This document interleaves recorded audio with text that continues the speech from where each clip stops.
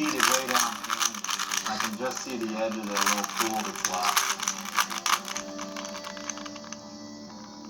So it's been a pretty dramatic, rapid change. For desert nomad Tobias, surviving the dog days of the Arizona summer is an exercise in outwitting Mother Nature. The water situation is kind of a non-negotiable issue. You go weeks without food, but you run out of water, you really got a day or two. There's still 50 You seconds. start to A lot of not be very 50 functional. segundos. All that's left.